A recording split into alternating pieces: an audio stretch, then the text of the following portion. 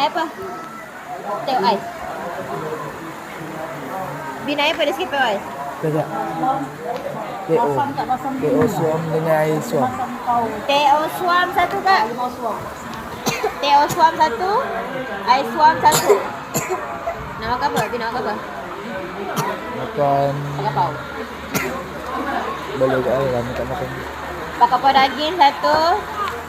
Nasi putih separuh dua. Telur goyang. Telur mata goyang. Dua. Abang nak makan mi ke? Lihong goreng satu. Abang makan mi ke? Lihong goreng.